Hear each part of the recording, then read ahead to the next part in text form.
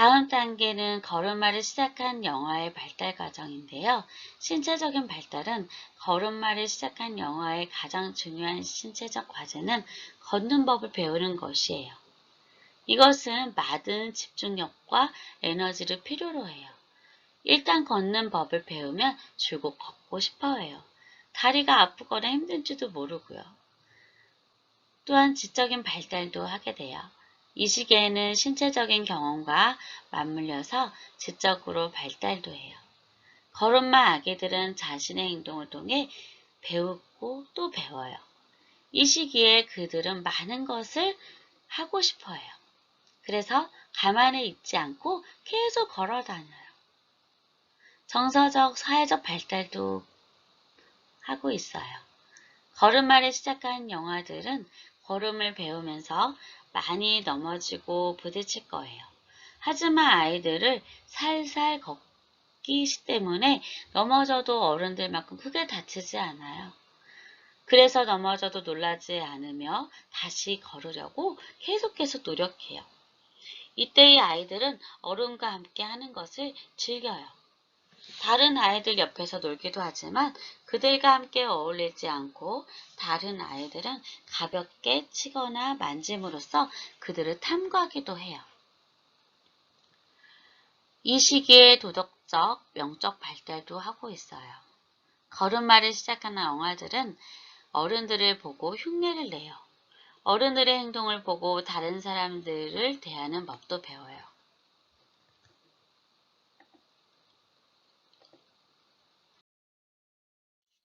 그들에게는 친절과 존중심과 온유함의 본보기가 필요해요. 걸음마를 시작한 영아들의 부단한 움직임은 하나님이 주시는 호기심에서 비롯돼요. 이와 같은 학습 및 탐구 욕구는 격리를 받아야 함은 물론 이거니와 지도도 필요로 해요. 분명 우리는 아이들을 위험으로부터 보호하고 그들의 잘못된 행동을 바로잡아야 해요. 그러나 만일 우리가 너무 많은 제한을 두고 행동을 중단시키려고만 한다면 자칫 아이들의 호기심을 억누를 수가 있어요. 새로운 일을 하는 것은 잘못이라고 느낄 수 있으며 점점 더 의존적인 사람이 될 수 있어요. 걸음마 아기들은 보통 서두르거나 더 빨리 걸으라는 말을 자주 듣는데 그들은 일부러 꾸물거리는 것이 아니에요. 아이들은 주위에는 보고 들을 것이 너무나 많아서 그러는 것이에요. 우리 눈에는 모든 것이 익숙하겠지만 아이들에게는 그렇지 않아요. 정말 시간에 쫓기더라도 그 순간들을 영적으로 소중하게 활용할 수가 있어요. 슈퍼마켓에서 아이들이 갖가지 과일들을 주시할 때 우리는 잠시 짬을 내서 저 과일들의 색깔 좀 봐. 맛있는 걸 이렇게 많이 주신 하나님께 얼마나 감사한지 몰라 하고 말할 수 있어요. 하나님이 주신 선물의 아름다움과 다양함에 감탄할 수 있기 때문이에요.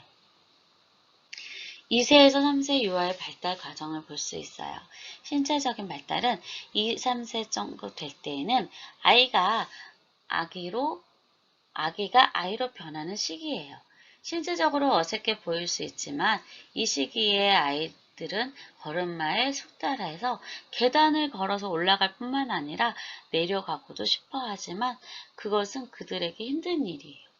하지만 아이들은 계단만 보면 올라가고 내려가는 것을 너무 좋아해요.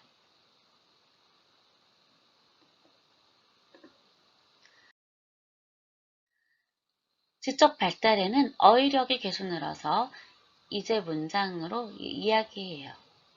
종종 입보다 뇌가 더 빨리 움직여서 말을 더듬기도 해요. 아이에게는 분명하고 정확하게 발음하는 어른들의 말이 큰 도움이 돼요. 2세의 유아들의 이유를 묻는 질문에 대답하기가 힘들어요. 아이가 다른 아이의 장난감을 가로챌 때 우리가 왜 그랬니? 하고 물으면 그들은 대답하지 못해요. 그들은 정말 그 이유를 모르기 때문이에요. 어른인 우리도 자신이 하고 있는 일을 왜 하는지 늘 아는 것은 아니에요. 왜 이렇게 했니? 또는 왜 버릇없니? 라는 묻고 질책하기보다는 그릇된 행동을 구체적으로 지적하고 왜 그런지를 설명하는 것이 더 나을 수 있어요. 정서적, 사회적 발달도 있어요. 5세 이하의 영유아들은 영유아에 관한 어느 미국 서적에서는 아동 발달 부분을 유아의 관점에서 1인칭으로 서술하고 있어요. 어린아이들은 자기중심적일 뿐이지 이기적이진 않아요. 자기중심적은 자신의 관점에서만 보는 것이고, 이기심은 내가 다른 누군가의 관점에서 볼 수 있지만 내 관점에서만 택하는 것이에요. 2세 유아들의 경우에는 다른 사람들의 감정을 이해하려는 마음이 아직 작용하지 않아요. 그들은 다른 사람의 입장에서 생각하지도 못해요. 이 시기는 사회적인 발달에 있어 매우 중요한 시기이고, 이 시기에 다른 사람들과의 관계 방식이 확고하게 굳어져서 변경되기 힘들어요. 만일 아이들이 화를 내거나 보채므로써 자신이 원하는 것을 얻는다면 제멋대로 하려고 다른 사람들을 조종하는 법을 배울 것이에요. 아이들은 자신이 원하는 것을 얻으려면 울어야 하는지, 떼를 쓰며 소란을 피워야 하는지, 혹은 화를 내야 하는지에 대해서 알아차려요. 그런 방법을 통해서 그들은 다른 사람들을 조종하는 법을 계속 개발해 나가고 있어요. 앞으로 언급했듯이 아이들은 삶 속에서 어른들을 흉내내요. 우리가 원하는 것을 얻기 위해 다른 사람들을 조종하는 것을 그들은 본다면 그들은 똑같이 하려고 할 거예요. 반면에 우리가 다른 이들을 존중하는 모습을 그들이 본다면 아이들도 다른 사람들의 필요를 존중하는 법을 배울 것이에요. 도덕적, 영적 발달도 중요해요. 어린 아이들의 양심이 발달하기 시작해요.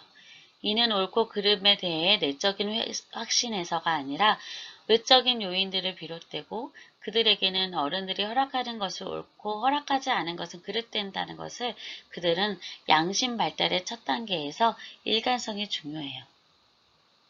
장난감을 집어던지는 행동을 어느 날에는 허용되고 그 다음 날에는 허용되지 않는다면 아이들은 혼란스러울 거예요. 30대 아이들은 가족 개념을 이해하기 시작해요. 피조 세계에 대해 놀라움을 느끼고 예수님께 관해서도 어느 정도 알 수 있어요. 예수님이 사람들을 사랑하시며 사람들끼리 서로 사랑하며 돕기를 원한다는 것을 그들은 이해하기 시작해요. 남에게 도움이 되고 친절하려는 그들의 시도는 긍정적인 자아를 복두드는 데 도움이 돼요. 3, 4세 유아의 발달에서 신체적인 발달에는 대근육 발달에 따라 3세 유아들은 깡총깡총 뛰며 발꿈치를 들고 걷고 정글짐을 이용하고 공을 던지고 세발자전거 탈 수 있어요. 4살 때에는 한 발로 뛰거나 가볍게 뛰고 3줄 넘고 어느 정도 정확하게 공을 찰 수 있어요. 소근육 발달도 해요. 지적인 발달에는 어휘력이 늘면서 3세 유아들은 스스로에게나 다른 아이들에게 자유롭게 말하고 이제 리듬을 잘 기억하므로 노래도 즐길 수 있어요. 4세 유아들의 호기심이 매우 많고 종종 그들은 이유나 방법을 묻곤 해요. 하나님으로부터 받은 호기심이 다시 발동해요. 그들이 이해할 수 있도록 대답하려면 많은 인내심이 필요해요. 왜냐하면 대답해주면 왜 그러는데? 하고 자꾸 묻기 때문이에요. 4세 유아들은 대개 상상력이 매우 풍부하고 비약적이고 공상적으로 이야기를 거창하게 지어내고 때때로는 그들을 사실과 공상을 혼동하기도 해요. 정서적, 사회적 발달도 있어요. 3세 유아들은 이제 다른 아이들과 함께 놀려고 하고 물건 주인인 누구인지도 이해하기도 시작해요. 나눠 갖는 것은 그들에게 여전히 힘든 일이에요. 4세 때에는 나는 행복해, 나는 슬퍼, 자신의 정서를 표현하기도 해요. 4세 때 아이들은 많은 일들은 스스로 할 수 있고 또 다른 사람들을 위한 일을 시작하기도 해요. 도덕적 영적 발달이기도 해요. 3, 4세 유아들은 그들의 부모나 그들의 돌봄, 책임을 지닌 어른들의 결함 또는 존재로 여기고 있어요. 자신에게 허용되지 않은 어떤 일을 하고 있는 다른 아이들을 보면 그들은 너 그러면 안 돼 하고 말도 해요. 그 이유를 물으면 우리 아빠가 그랬어. 하지 말라 그랬어. 이렇게 대답을 해요. 이 시기의 아이들은 규칙에 따르는 것은 옳은 일을 하려는 내적인 욕구가 아니라 벌을 피하기 위해서예요. 어린 아이들은 어른의 말을 기꺼이 받아들이는 사실은 영적 발달이라는 측면에서 의미심장해요. 이 시기의 아이들은 어른들이 하나님에 대해 이야기하면 그것을 바로 믿을 거예요. 이는 매우 긍정적인 의미를 지니고 있어요. 하나님이 세상과 사람을 만드셨고 예수님이 우리를 사랑하시며 하나님이 우리에게 바라시는 삶이 성경에 수록되어 있다는 등의 기초적인 진리를 그들의 마음은 이해할 수 있기 때문이에요. 아이들이 자신이 듣는 성경 이야기를 상세히 기억하지는 못하지만 그 분위기를 파악하며 훗날에 바꾸기 힘든 태도를 습득하게 돼요. 배우는 과정을 우리가 이해할 때 아이들을 가르치기가 더 쉬워요. 7가지 기본이 필요해요. 인내하고 일단 실제적인 기초를 마련되면 그 위의 형체는 곧 드러날 거예요. 첫 번째, 사랑. 사랑은 아이들에게 지침을 제시할 뿐만이 아니라 적절한 선택도 하게 하는 거예요. 사랑은 어른이 아이들에게 줄 수 있는 가장 큰 선물 중에 하나예요. 사랑받는 것은 어린아이들로 하여금 자신을 존중하고 다른 사람들을 사랑하는 법을 배우고 하나님의 사랑을 이해하며 받아들이게 하는 기틀이 돼요. 수용은 어린아이들이 자신의 부모와 다른 어른들이 그들의 모습 그대로를 받아들이는 것을 알 필요가 있어요. 수용은 사랑과 밀접하게 연관된 거예요. 우리는 어린아이들의 행동을 인정할 수 없을 때도 항상 그들은 수용해야 하고, 왜냐하면 하나님처럼 그들의 모습 그대로를 사랑하며 받아들여야 하기 때문이에요. 안전. 우리는 자녀에게 가장 좋은 것을 주고 싶어 해요. 그래서 이 마음을 표현하기 위해 우리는 자신의 입장에서 봤을 때 가장 좋은 것 같은 물건들을 주는 경우가 종종 있어요. 하지만 그리스도인으로서 우리는 물질적인 것으로는 참된 안전을 제공하지 못하고 있어요. 우리가 그리스도를 본받아 어린아이들을 대할 때 그들이 하나님 안에서 안전을 찾을 수 있도록 돕는 거예요. 신뢰. 어린아이들이 자신을 돌보는 어른들을 신뢰하는 법을 배움에 따라 하나님을 신뢰케 해줄 기초가 놓여요. 어린아이들이 자라가면서 우리는 그들과의 지속적인 관계를 통해 신뢰심을 계속 발전시킬 수 있어요. 아이들의 말에 귀를 기울이며 그들의 문제를 해결하도록 돕고 그들의 질문에 올바르게 대답해주며 우리가 약속한 일을 꼭 실천함으로 신뢰심을 발전시킬 수 있어요. 자아 존중. 아이들이 자아과는 사랑, 수용, 안전, 신뢰와 관련한 자신의 경험에 의존해요. 이 모든 것을 경험한 아이들은 자신감을 갖게 될 거고, 거부당하거나 사랑받지 못한다고 느끼는 아이들은 자신을 무가치한 존재로 여길 수 있어요. 의존과 독립. 어린아이들은 어느 정도의 독립이 필요해요. 그들은 자신의 발달 단계에 맞게 무엇인가를 스스로 할 수 있음을 알 필요가 있어요. 그런가 하면 그들은 자신이 할 수 없는 일들을 도와줄 어른이 주위에 있다는 사실을 알 필요가 있어요. 때로 우리는 아이들로 하여금 무엇인가를 혼자 시작하게 해야 하지만 그 일이 그들이 끝내지 못할 때에는 그들을 도울 수 있어야 해요. 설령 실패를 예상하더라도 아이들로 하여금 시도해 보게 하는 것이 독립심을 개발을 위해 중요해요. 증개와 지도가 있어요. 어린아이는 어느 정도의 통제와 제한이 있는 환경에서 안전을 느껴요. 통제에 익숙하지 않는 아이들은 허세로 가득한 듯이 보이며 심지어는 무례하게 보이기도 해요. 하지만 실제로는 두려움과 심한 불안감으로 가득한 경우가 많아요. 징계와 아울러 어린아이는 안전하게 지내거나 다른 사람들과의 관계를 맺는 등의 여러 가지 배우기 위해 지도를 필요로 해요. 많은 사람들은 아이들을 스스로 시행착오를 거치도록 가만히 놔두는 것이 더 낫다는 잘못된 생각을 가지고 있어요. 어린 아이들은 어른들의 지도를 기대하고 있어요. 7가지 학습 방법이 있어요. 첫 번째는 관계를 통해 배우고 있어요. 어린아이들의 관계를 통해 자신에 대해 많이 배워요. 그들은 자신의 사랑과 존중을 받고 있는지를 감지해요. 자아상의 중요한 부분은 말보다 인간관계에 의해 결정돼요. 또한 아이들은 관계를 통해 태도도 배우고 있어요. 어린아이가 인종적으로 자신과 다른 아이를 자연히 두려워하거나 싫어하지는 않아요. 인종적으로 다른 아이를 기피하는 태도는 다른 사람들에게 배운 거예요. 어린아이들은 관계를 통해 우리가 생각하는 것보다 훨씬 더 많은 것을 배워요. 자신과 다른 사람들에 대한 느낌이나 태도는 배우는 것이라기보다는 따라하는 경우가 많아요. 신체적인 감각을 통해 배우기도 해요. 우리는 오감을 통해 모든 것을 배우게 돼요. 아이들은 청각이 발달함에 따라 사람들의 각기 다른 목소리를 즐거운 소리와 불쾌한 소리를 분간하는 법을 배워요. 흉내를 통해 배워요. 어린아이들은 다른 사람들의 행동을 보거나 말을 듣고도 흉내를 내요. 흉내는 어린아이들이 사용하는 학습 수단 중 하나예요. 또한 흉내는 놀이 방법들 중 하나이기도 해요. 어린아이들은 흉내를 통해 많이 배우는데 애석하게도 아이들은 흉내를 내어서 좋은 것과 나쁜 것이 무엇인지를 분간하지 못해요.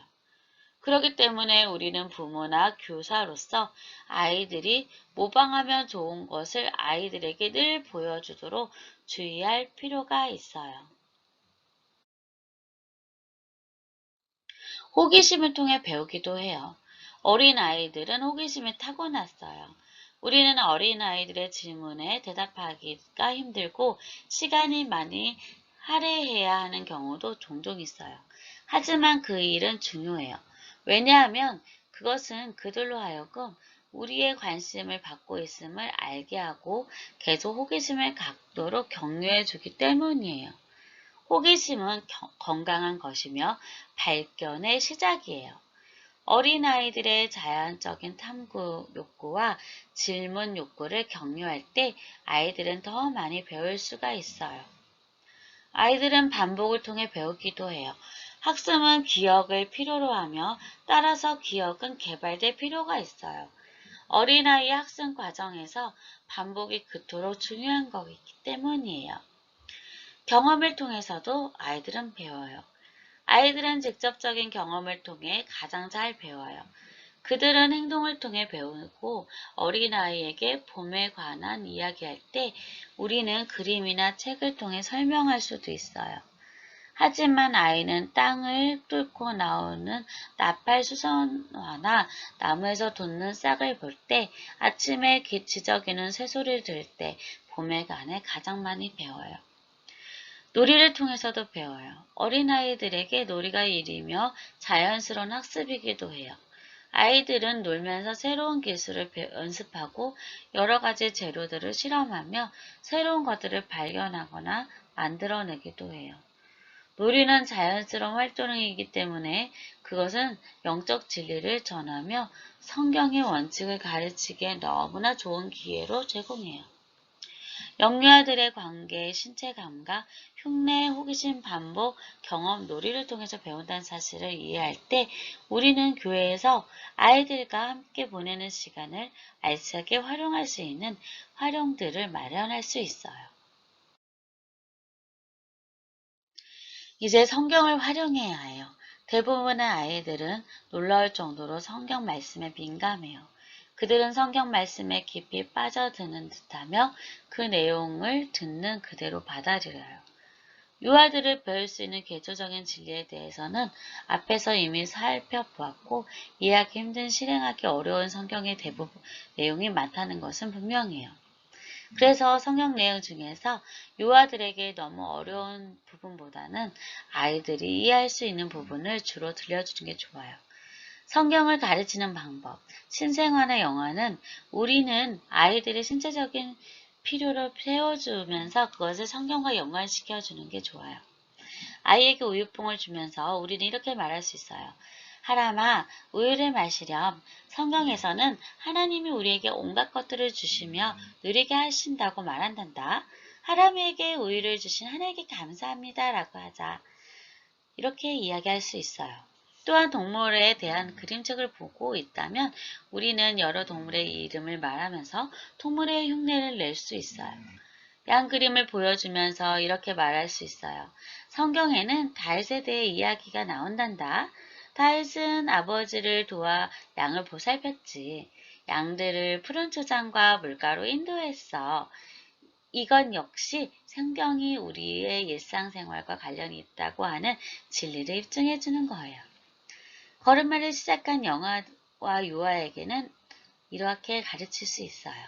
이 시기의 유아는 짤막한 성경 이야기에 귀를 기울이는 시기예요. 이럴 때 우리는 간단한 성경 이야기들을 활용할 수가 있어요. 보통 이 시기에는 어떤 사실을 설명하는 구절들도 아이들에게 유익한 정보를 제공해요.